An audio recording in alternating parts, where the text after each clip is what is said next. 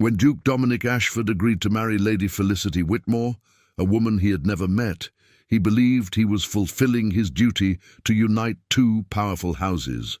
But on the eve of their first meeting, doubt gnawed at him.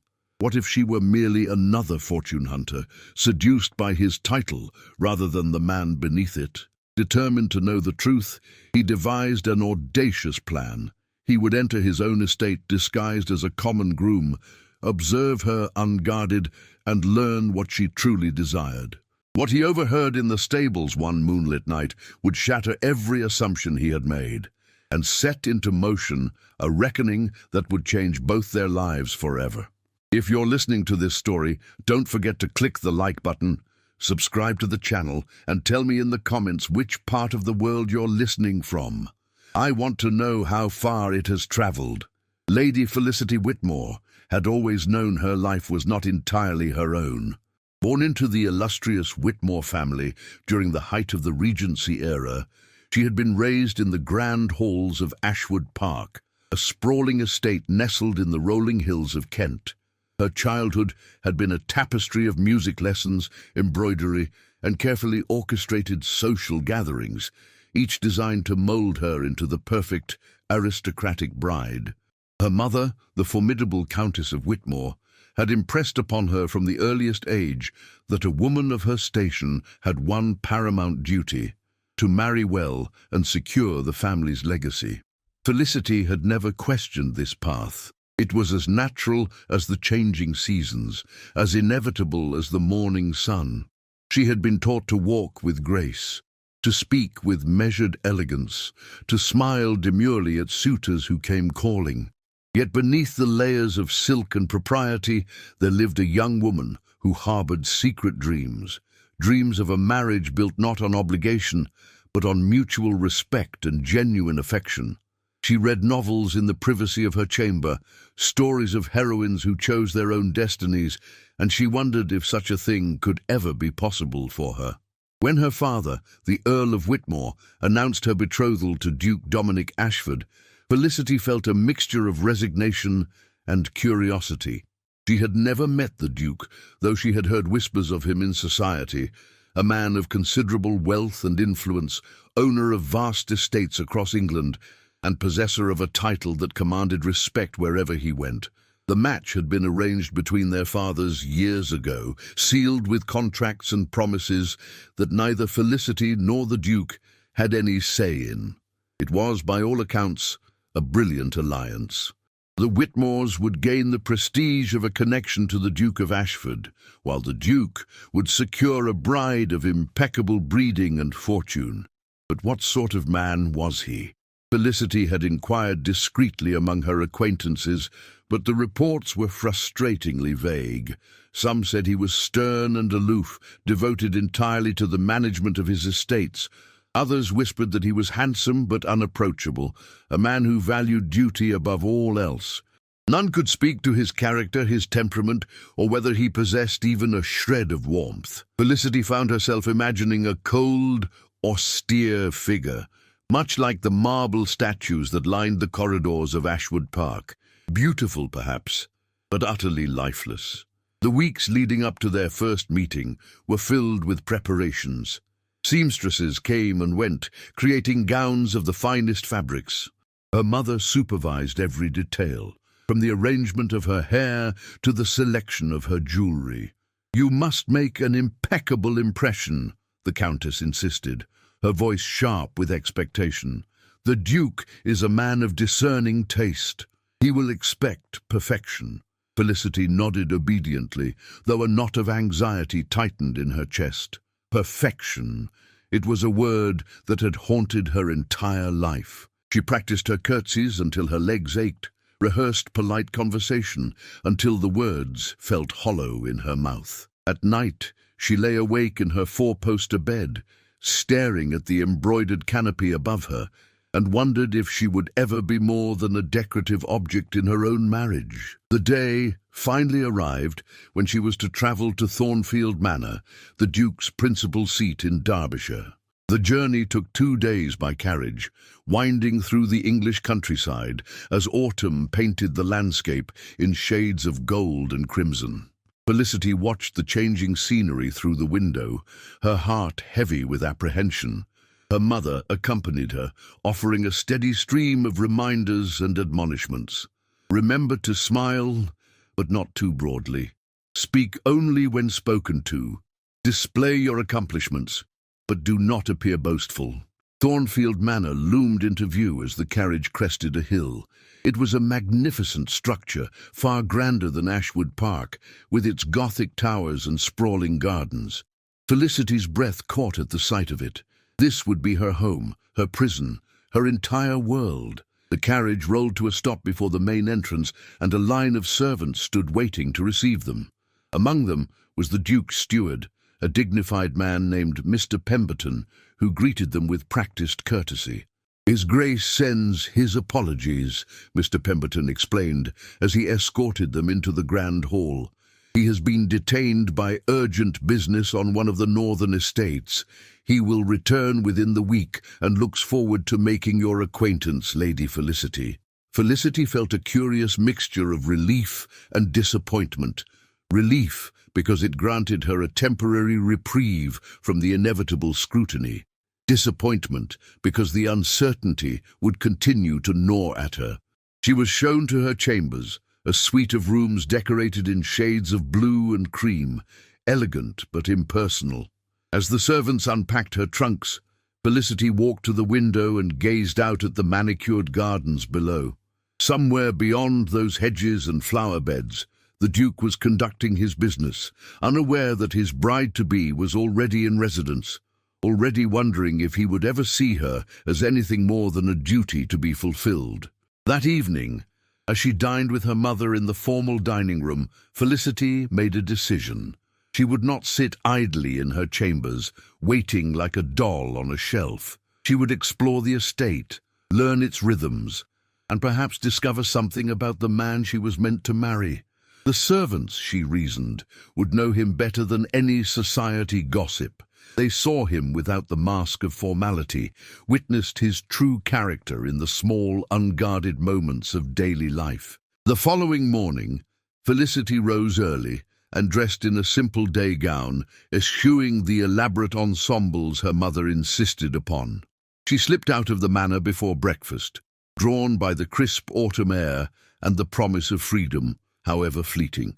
The gardens were deserted at this hour, the dew still clinging to the grass. She wandered along the gravel paths, past rose bushes heavy with late blooms, until she reached the stables, a long, low building where the Duke's prized horses were kept. The smell of hay and leather greeted her as she stepped inside. A young stable boy was mucking out one of the stalls, and he looked up in surprise at her appearance.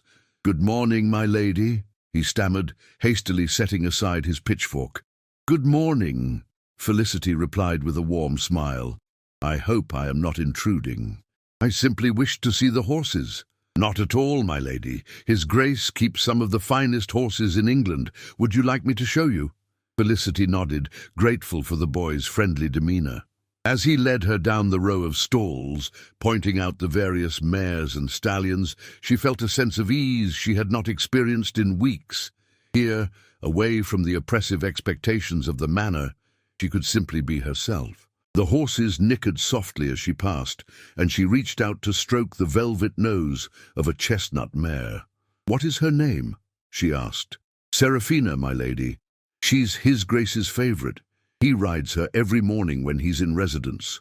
Felicity felt a small flutter of curiosity. A man who rode every morning, who had a favorite horse, seemed somehow more human than the cold figure she had imagined. "Is the Duke kind to his horses?" she ventured. The boy's face lit up. "Oh, very much so, my lady. He knows each of them by name, tends to them himself sometimes. Says a man who cannot care for his animals has no business calling himself a gentleman." It was a small detail, but it lodged itself in Felicity's mind. Perhaps, she thought, there was more to the Duke than she had been led to believe. As she made her way back to the manor, she felt a fragile seed of hope take root. Maybe, just maybe, this marriage would not be the gilded cage she had feared. But she could not shake the feeling that something was watching her, waiting, observing from the shadows. And in the days to come, that feeling would prove to be far more accurate than she could have ever imagined. Duke Dominic Ashford had always been a man of logic and reason. Emotion, in his view, was a distraction, a weakness that led to poor decisions and unnecessary complications. He had inherited his title at the age of 21, following his father's sudden death, and had spent the subsequent years transforming the Ashford estates into models of efficiency and prosperity. He was respected, even admired, but rarely liked. And that suited him perfectly well. The arrangement of his marriage to Lady Felicity Whitmore had been his late father's final wish, and Dominic had agreed to honor it without protest. Marriage, he reasoned, was a practical necessity. He needed an heir, and the Whitmore family was impeccable in lineage and fortune. The lady herself was said to be accomplished and beautiful, though Dominic placed little stock in such descriptions. Beauty faded, and accomplishments meant nothing if they were not paired with intelligence and character. But as the date of their first meeting drew near, doubt began to creep into his meticulously ordered mind. What if she were merely a fortune hunter, dazzled by his title and wealth? What if she were vapid and superficial, concerned only with gowns and gossip? Worse still, what if she were utterly indifferent to him, willing to marry for convenience, but incapable of genuine affection? Dominic had no illusions about love. He did not expect it, nor particularly desire it, but he refused to spend his life shackled to a woman who saw him as nothing more than a walking title. It was this fear that led him to devise his audacious plan.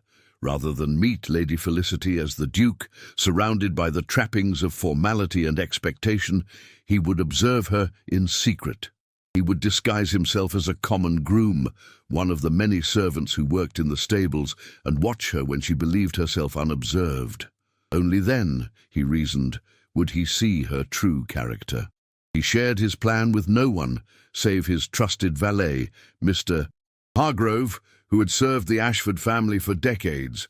Hargrove had been skeptical, warning that such a deception could backfire disastrously, but Dominic was resolute. "I will not enter into this marriage blindly," he insisted. "I must know who she is, not who she pretends to be." And so, on the very day Lady Felicity arrived at Thornfield Manor, Dominic was not detained by business on a northern estate, as Mr. Pemberton had been instructed to claim. Instead, he was in the servants' quarters, donning the rough-wool clothing of a stable hand. Hargrove had arranged for him to take the place of a groom who had conveniently been sent on an errand to a distant village. With his face dirtied and his aristocratic bearing carefully concealed, Dominic descended to the stables, ready to begin his covert observation. The first time he saw Lady Felicity, she was standing at the window of her chambers, gazing out at the gardens. Even from a distance, he could see that the rumors of her beauty had not been exaggerated. She was slender and graceful, with auburn hair that caught the afternoon light. But it was her expression that arrested him, a look of profound melancholy, as if she carried the weight of the world on her delicate shoulders. Dominic felt an unexpected pang of something he could not quite name. Sympathy? Curiosity? He dismissed it and returned to his work. The following morning, when she appeared in the stables, Dominic was mucking out one of the stalls. He had positioned himself deliberately, ensuring he would be the one to interact with her if she ventured inside. When she did, accompanied by the young stable boy, Dominic kept his head down, listening intently as she spoke. Her voice was soft and musical, her questions genuine rather than condescending. She asked about the horses with real interest, not the feigned enthusiasm of someone seeking to impress. Dominic watched her from the corner of his eye as she stroked Seraphina's nose. There was a tenderness in her touch, a natural ease with the animals that spoke of a kind heart. When the boy mentioned that the Duke cared for his horses personally, Dominic saw her expression shift, a flicker of hope, quickly suppressed. It was as if she were clinging to any scrap of information that might suggest he was not the monster she feared. Over the next few days, Dominic continued his charade. He was present whenever she visited the stables, which she did with increasing frequency, often bringing apples or carrots for the horses. She seemed to find solace there, away from the stifling formality of the manor. She spoke to the stable boy, to the other grooms, asking about their lives, their families. She remembered their names, inquired about their well-being. It was not the behavior of a haughty aristocrat, but of a woman who genuinely cared about others. Dominic found himself increasingly intrigued. She was not what he had expected. There was an intelligence in her eyes, a quiet strength beneath her delicate exterior. But he needed more. He needed to hear her speak freely, without the constraint of propriety, to truly understand who she was. His opportunity came on the 5th night of her stay. Dominic had taken to walking the grounds after dark, ensuring the estate was secure, a habit from his military days that he had never quite abandoned. On this particular evening, as he passed near the stables, he heard voices. Curious, he moved silently closer and peered through a gap in the wooden walls. Inside, Lady Felicity stood beside Seraphina's stall, speaking softly to the mare. She was alone, or so she believed. Her mother had retired early with a headache, and the servants were occupied elsewhere.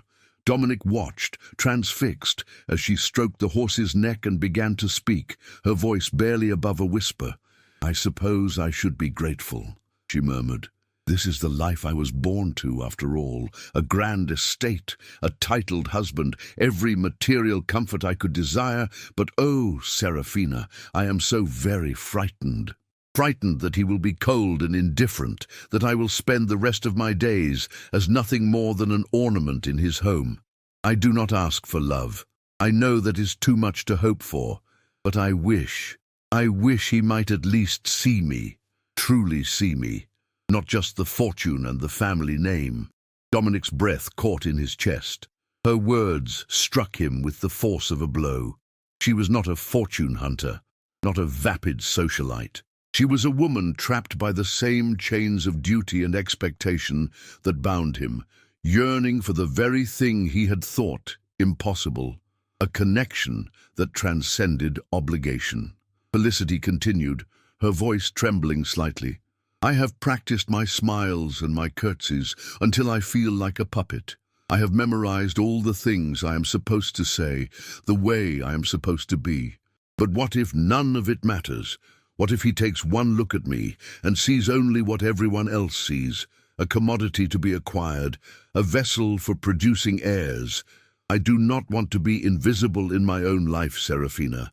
I want to matter, even if just a little." A tear slipped down her cheek, and she brushed it away quickly, as if ashamed of her own emotion. Dominic felt something crack open inside him, a wall he had built so carefully around his heart. This was not the woman he had feared. This was someone he could respect, someone who shared his own unspoken fears and desires. He stepped back from the stable wall, his mind reeling. His plan had succeeded. He had learned the truth about Lady Felicity Whitmore, but the truth was far more complicated and far more profound than he had anticipated. She was not his enemy. She was, in a strange and unexpected way, his equal, and the deception he had thought so clever now felt like a betrayal. Dominic returned to his chambers that night, still dressed in the rough clothing of a groom, and stared at his reflection in the mirror. What had he done? How could he possibly reveal himself now, knowing what he knew? If he appeared as the Duke tomorrow, she would never speak to him with the honesty she had shown to a horse. She would don her mask of perfection, and he would be forever shut out from the truth of who she was. But if he continued the deception, if he allowed her to believe he was merely a servant, he risked something far greater: her trust, her respect, and perhaps even the fragile connection that had begun to form between them without either of them fully realizing it. As dawn broke over Thornfield Manor, Dominic made his decision. He would end the charade, but not in the way Mr. Pemberton had planned. He would reveal himself, but he would do so in a manner that honored the woman who had bared her soul to a horse in the quiet darkness of a stable. He would give her the one thing she had asked for, the one thing he had never thought to offer anyone. He would truly see her. and he would ensure that she saw him too. The morning after her confession in the stables, Felicity woke with a strange sense of unease. She had poured out her heart to Serafina, believing herself entirely alone, and the act had left her feeling both lighter and more vulnerable. It was as if she had shed a protective layer, exposing the raw, frightened creature beneath. She dressed carefully, choosing a gown of pale green muslin, and made her way down to breakfast with her mother. The Countess was in fine spirits, chattering about the upcoming meeting with the Duke. "Mr.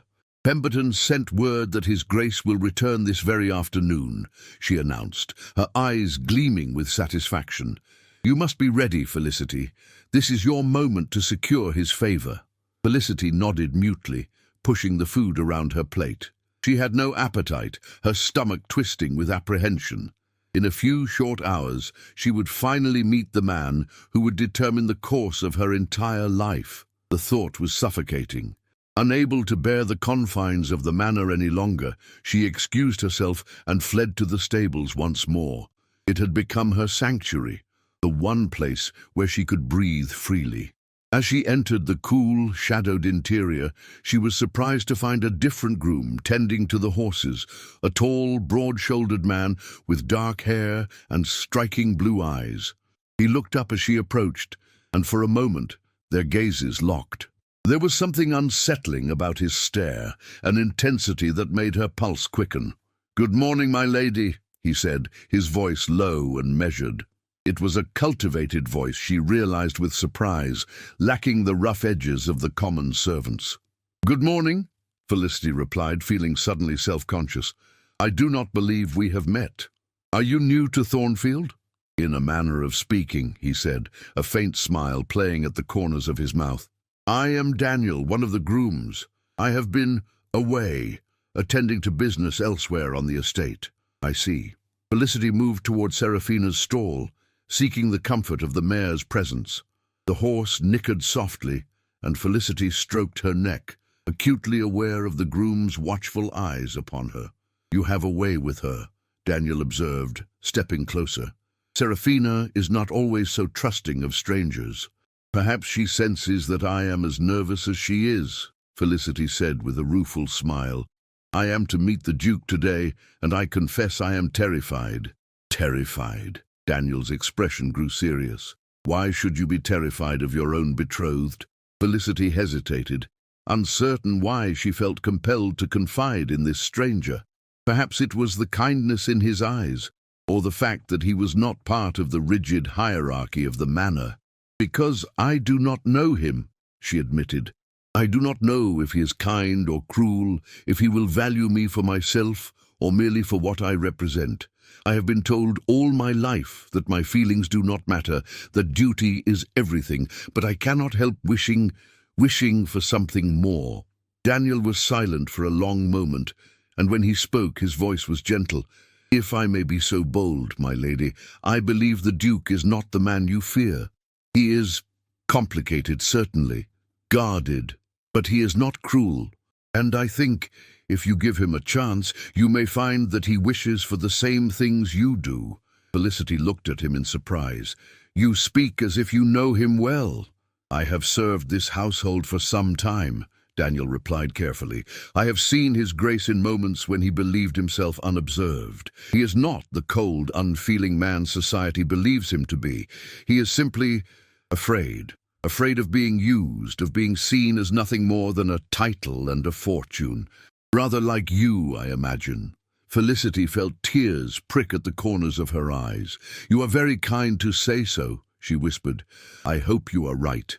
"I am certain of it," Daniel said, and there was a conviction in his tone that comforted her more than any of her mother's assurances ever had.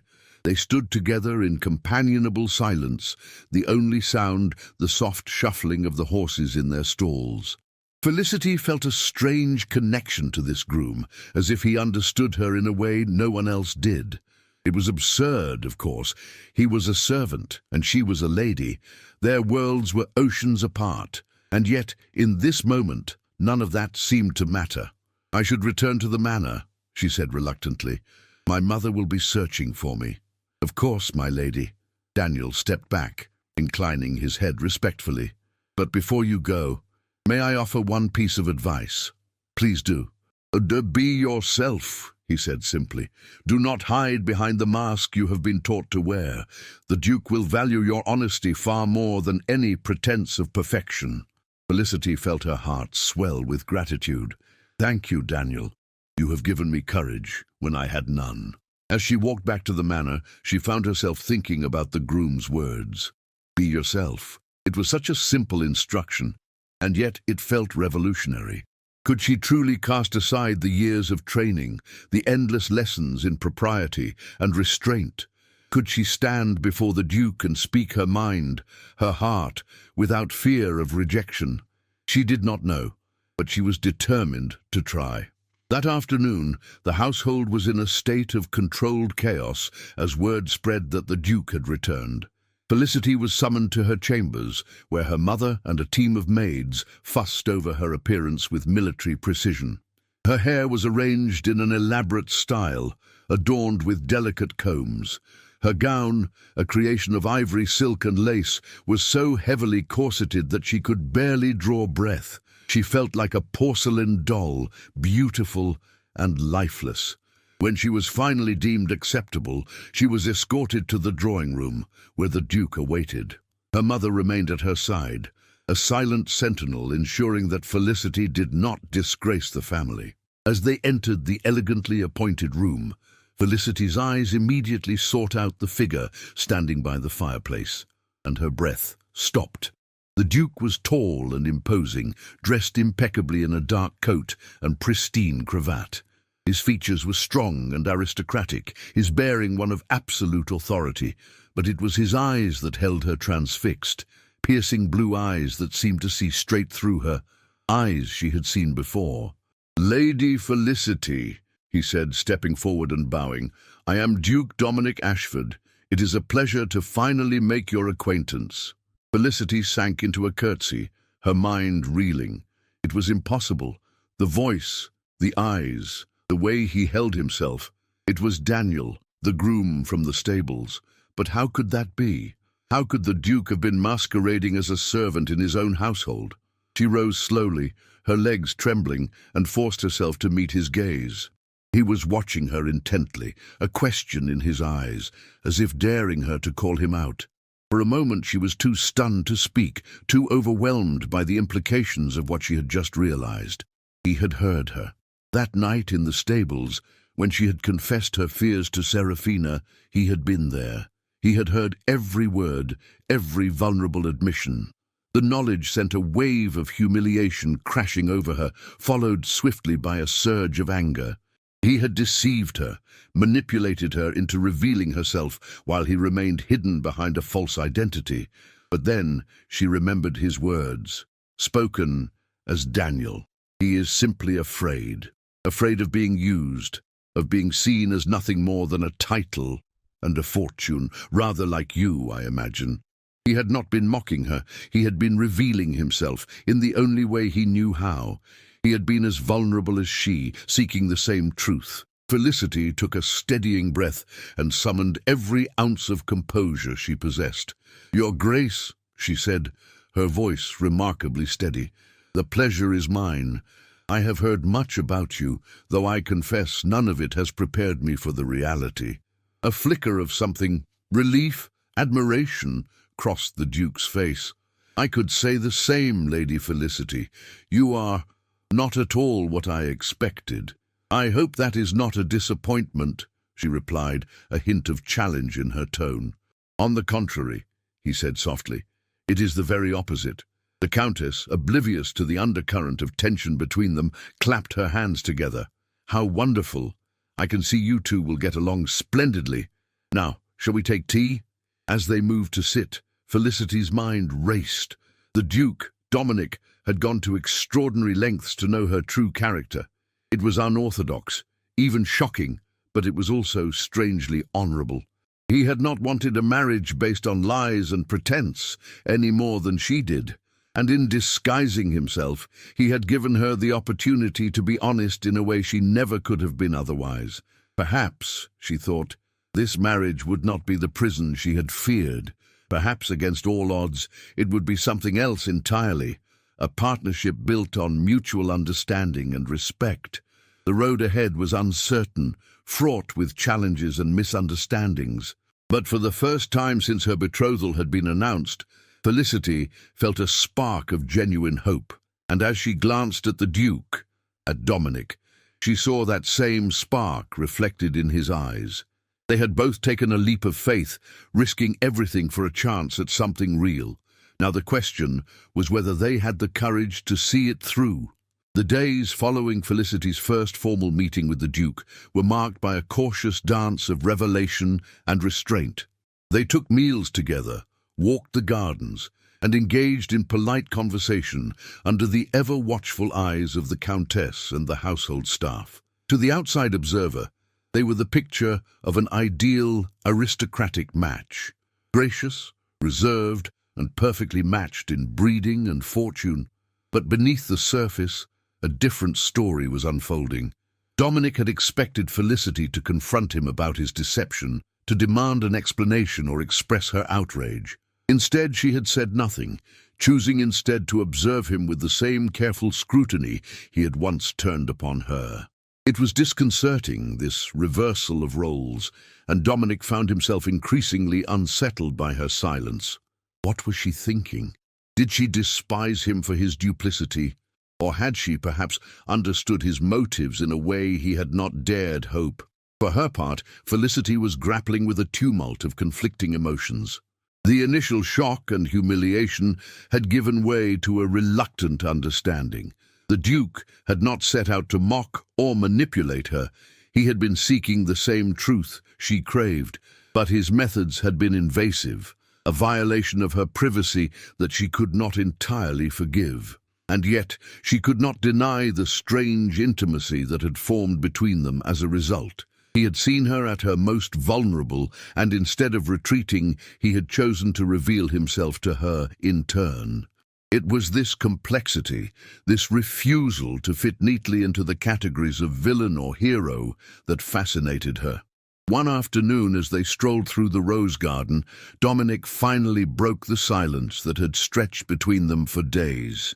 "You know, don't you," he said abruptly, his voice low, "about my time in the stables?" Felicity paused beside a late-blooming rose bush, her fingers tracing the delicate petals. "I suspected from the moment I saw you in the drawing room," she admitted. "Your eyes gave you away. They are rather distinctive, Your Grace." Dominic winced at the formality of her tone. "I owe you an apology," he said, stepping closer. "What I did was unforgivable. I had no right to spy on you, to trick you into revealing yourself.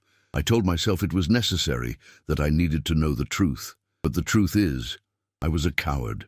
I was afraid to meet you honestly, afraid of what I might find." Felicity turned to face him, her expression unreadable. "And what did you find, Your Grace? Was it worth the deception?" "I found," Dominic said, his voice rough with emotion, "a woman of courage and compassion, a woman who sees beyond titles and wealth to the human beings beneath. I found someone who is as trapped by duty and expectation as I am, and who yearns for the same impossible dream, a life of meaning and connection." Felicity felt her breath catch. "Then why did you not simply tell me? Why maintain the pretense?" "Because I am a fool," Dominic said bluntly, "and because I did not know how to bridge the chasm between who I am and who I am expected to be. But I am telling you now, Felicity, I am asking for your forgiveness and for a chance to begin again, not as the Duke and the Lady, but as Dominic and Felicity. Two people who might, if they are very fortunate, find something real in this arrangement we have both been forced into."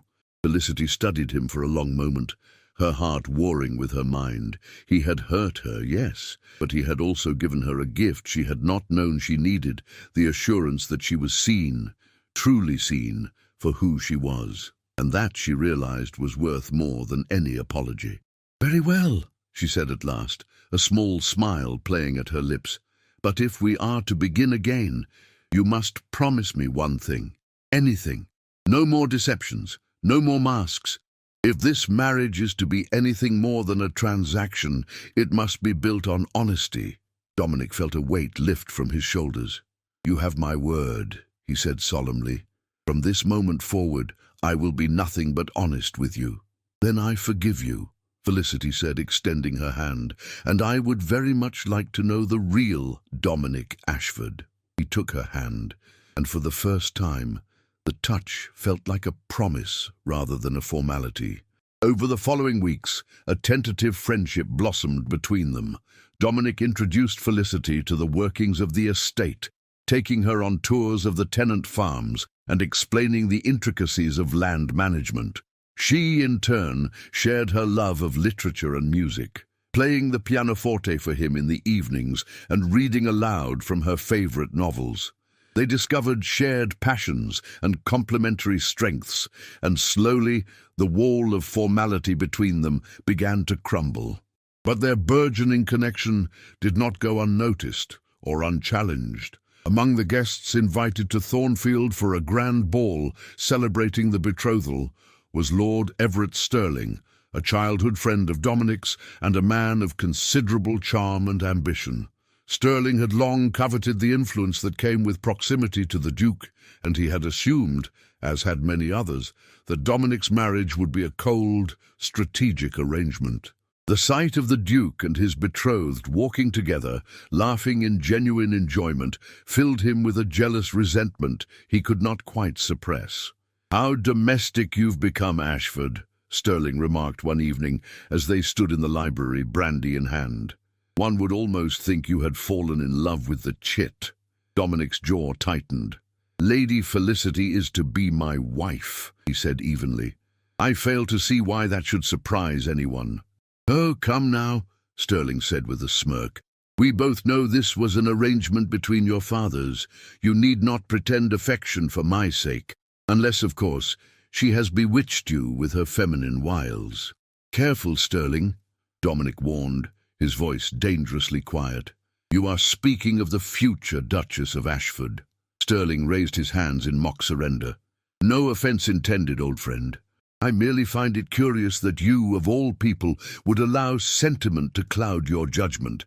A wife is a necessary evil, nothing more. One must have an heir, after all. But to actually enjoy her company, that strikes me as inefficient." Dominic set his glass down with a sharp click. "Perhaps that is why you remain unmarried, Stirling. You cannot imagine a partnership that is anything more than a transaction. Lady Felicity is not a necessary evil. She is an intelligent, accomplished woman, and I am fortunate to have her." Stirling's eyes gleamed with malice. "How very noble. I wonder if she would be as enamored of you if she knew the full extent of your unconventional methods of courtship. Does she know, for instance, that you spied on her like some common criminal?" Dominic felt his blood run cold. "How did you—" "I have my sources," Stirling said smugly. "Servants talk, Ashford. And this particular tale has been making the rounds. A duke masquerading as a groom. It's positively scandalous. I can only imagine what society would make of it if the story were to become public." "Are you threatening me?" Dominic demanded, his hands clenching into fists. "Not at all," Stirling replied smoothly. "I am merely observing that some secrets are better kept quiet, for everyone's sake." The implication was clear. Stirling expected favors, influence, or some form of compensation in exchange for his silence. It was blackmail, pure and simple, and Dominic felt a surge of fury. But before he could respond, the library door opened, and Felicity entered, her expression bright and unsuspecting. "Dominic, your mother has arrived and wishes to—" She stopped short, sensing the tension in the room. "Forgive me, I did not mean to interrupt." "You are not interrupting," Dominic said quickly, moving to her side. "Lord Stirling was just leaving." Stirling offered an exaggerated bow. "Lady Felicity, always a pleasure. I look forward to the ball tomorrow evening. I am certain it will be unforgettable." As Stirling departed, Felicity looked up at Dominic with concern. "What did he mean by that?" she asked quietly.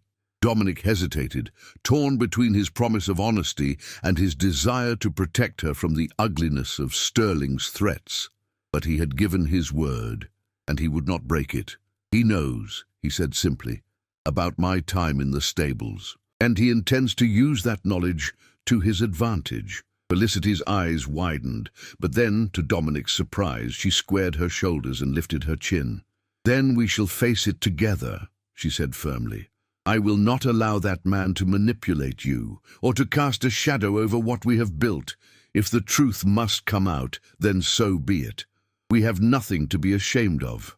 Dominic felt a surge of admiration and something deeper, something that made his heart ache with unexpected tenderness. "You are extraordinary," he murmured, taking her hand.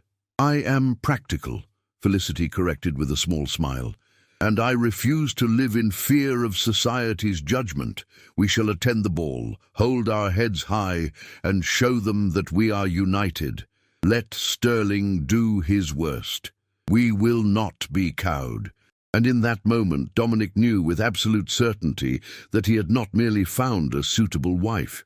He had found a partner, an ally, and perhaps, though it seemed too miraculous to believe, a woman he could love with his whole heart. Tomorrow's ball would be a test, a crucible that would either forge their bond or shatter it beyond repair. But whatever came, they would face it together. The night of the ball arrived with an air of electric anticipation. Thornfield Manor had been transformed into a glittering spectacle, with hundreds of candles casting a warm glow over the grand ballroom. Members of the highest echelons of society had gathered to celebrate the betrothal of Duke Dominic Ashford and Lady Felicity Whitmore, and the atmosphere was thick with curiosity and speculation. Felicity stood before the mirror in her chambers, her hands trembling slightly as her maid fastened the final clasp of her necklace, a magnificent string of sapphires that had belonged to Dominic's mother. The gown she wore was a masterpiece of midnight blue silk, embroidered with silver thread that caught the light with every movement. She looked every inch the future duchess, but inside, her nerves were frayed. Dominic had warned her that Sterling might cause trouble, and she had resolved to stand firm. But the prospect of facing the cruel judgment of society, of having her most private moments dissected and ridiculed, filled her with dread. She had spent her entire life trying to meet impossible standards of perfection, and now she was about to step into a room where her every flaw would be magnified and weaponized against her. A soft knock at the door interrupted her spiraling thoughts. "Come in," she called, expecting her mother or one of the servants.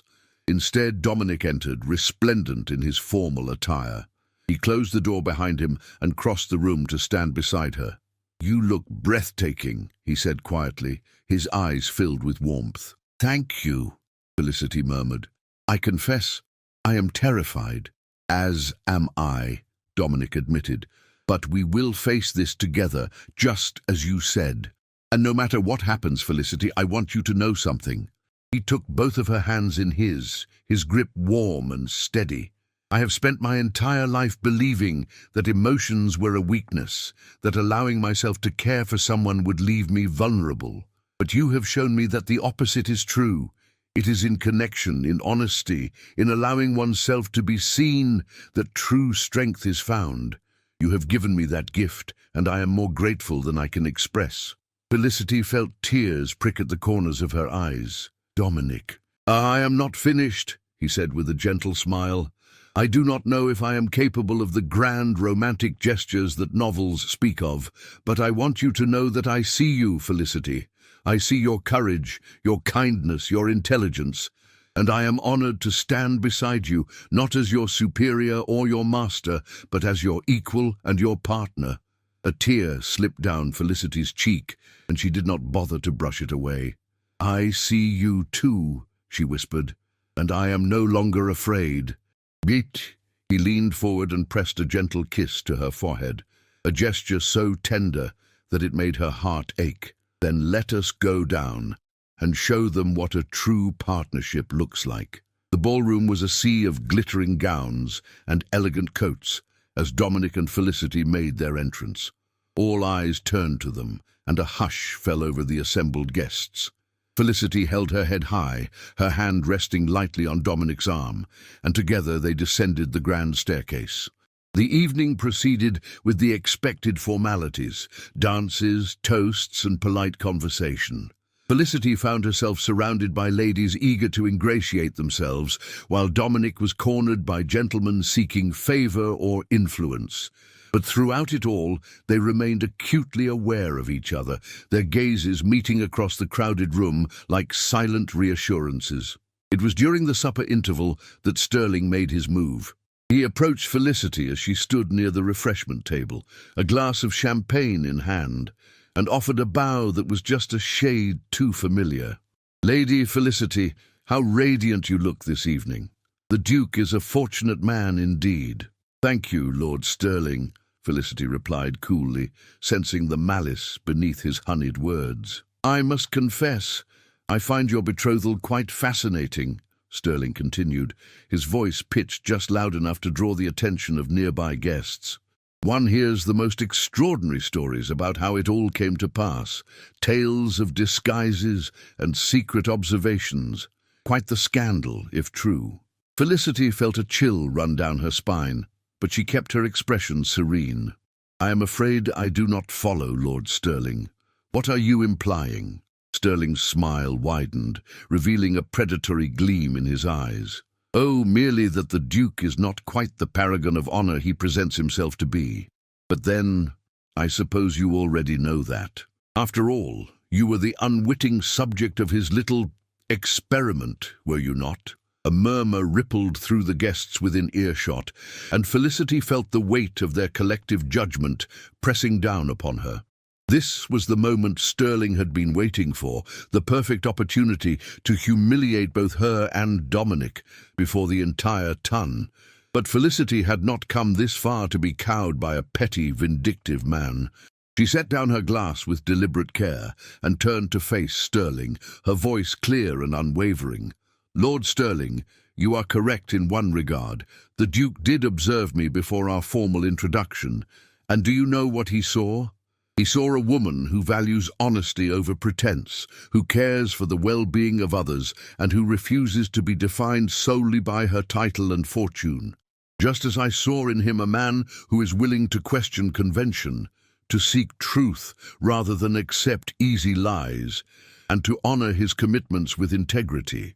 She stepped closer, her gaze never leaving Sterling's. "You speak of scandal.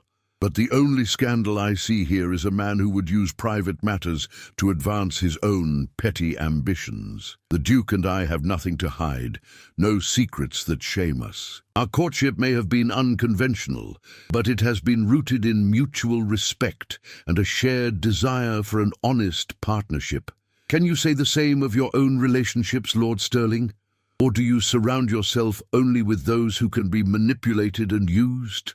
The ballroom had fallen utterly silent, every guest hanging on Felicity's words. Sterling's face had turned an alarming shade of red, his mouth opening and closing like a fish out of water. Before he could formulate a response, Dominic appeared at Felicity's side, his presence commanding and protective. "Lady Felicity speaks the truth," Dominic said, his voice ringing through the ballroom. "I will not apologize for seeking to know the character of the woman I was to marry. Society would have me accept an arrangement blindly, to treat my wife as nothing more than a decorative object. But I refused to do so. I wanted to know Felicity, her mind, her heart, her true self. And in doing so, I discovered a woman of extraordinary courage and compassion. If that is scandalous, then I am proud to be scandalous." He turned to address the assembled guests directly. "I know that many of you view marriage as a transaction, a strategic alliance devoid of genuine feeling. But I believe we can aspire to something greater. Lady Felicity and I are building a partnership based on honesty, mutual respect, and a shared commitment to living authentically. If that challenges your notions of propriety, so be it. We will not apologize for choosing each other truly and freely." The silence stretched for a heartbeat. Two, and then, from the back of the room, a single pair of hands began to clap. Felicity turned to see an elderly woman, the Dowager Duchess of Somerset, rising from her seat. "Well said, Your Grace," the Dowager called out, her voice strong and approving. "It is about time someone in this room had the courage to speak the truth. I, for one, applaud your unconventional courtship. The ton could use a bit more honesty and a bit less hypocrisy." Slowly, others began to join in the applause, and soon the entire ballroom was filled with the sound of clapping hands. Sterling, his face a mask of humiliated fury, turned on his heel and stalked from the room. Felicity felt a wave of relief wash over her, so intense that her knees nearly buckled.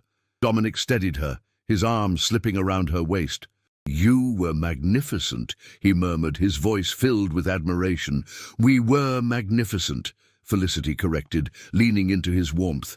Together. As the evening wore on, guests approached them in a steady stream, offering congratulations and expressing their approval of the match.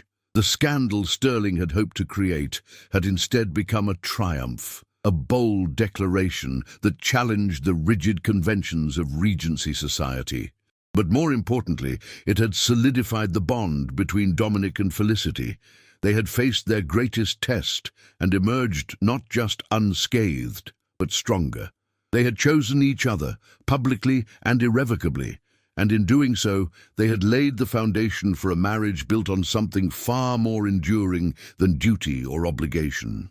As they danced together beneath the glittering chandeliers, Felicity looked up into Dominic's eyes and saw reflected there the same wonder and gratitude she felt in her own heart. They had been given a rare gift, the chance to forge their own path, to create a life of meaning and connection in a world that so often denied such possibilities, and they would not waste it. 6 months had passed since the ball at Thornfield Manor, and the world of Duke Dominic Ashford and Duchess Felicity Ashford had undergone a transformation as profound as the one they had each experienced individually.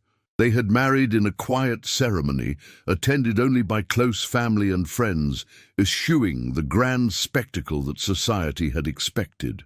It was a deliberate choice, a reflection of the values they had come to share: authenticity over ostentation, substance over show.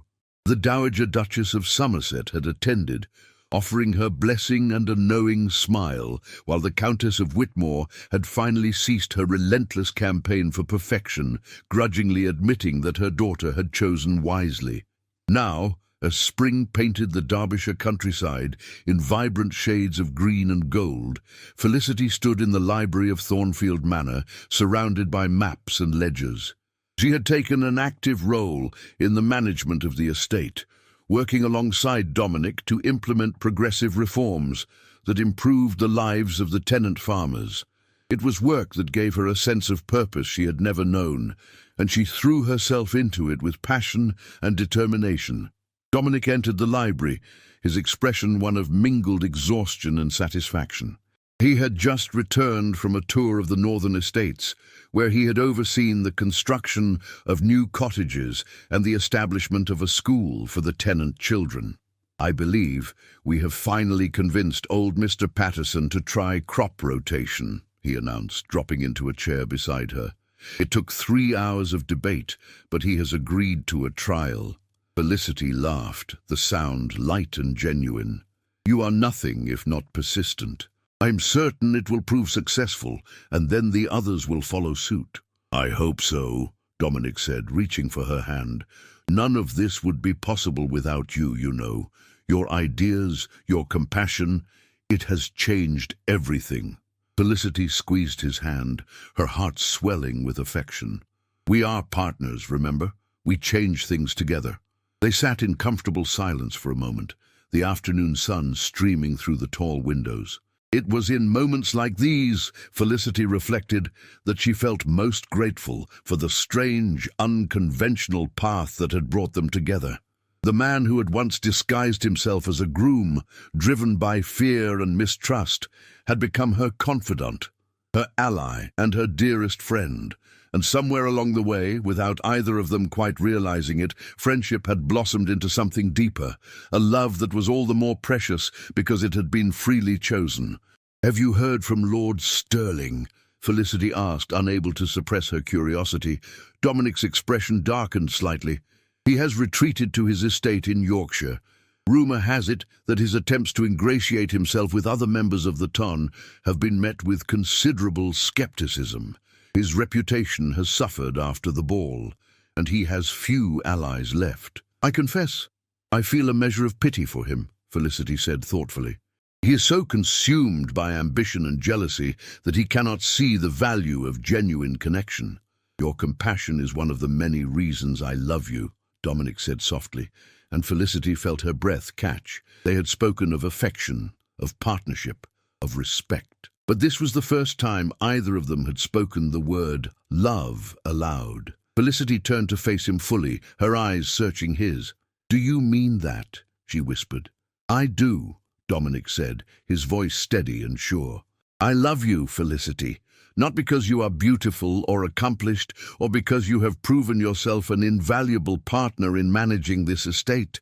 I love you because you are brave enough to be yourself, because you see the world not as it is, but as it could be, because you looked at a man who had deceived you and chose to forgive him, to give him a chance to be better. You have made me better, and I am grateful for every moment we share." Tears spilled down Felicity's cheeks, but they were tears of joy. "I love you too," she said, her voice breaking. "I never thought I could be this happy, Dominic. I thought my life was predetermined, a script written by others. But you gave me the freedom to choose, to be more than what was expected of me. You gave me a life worth living." Dominic pulled her into his arms, and they held each other as the golden afternoon light bathed the library in warmth. It was not a perfect life. There were still challenges to face, disagreements to navigate, and a society that did not always understand or approve of their choices.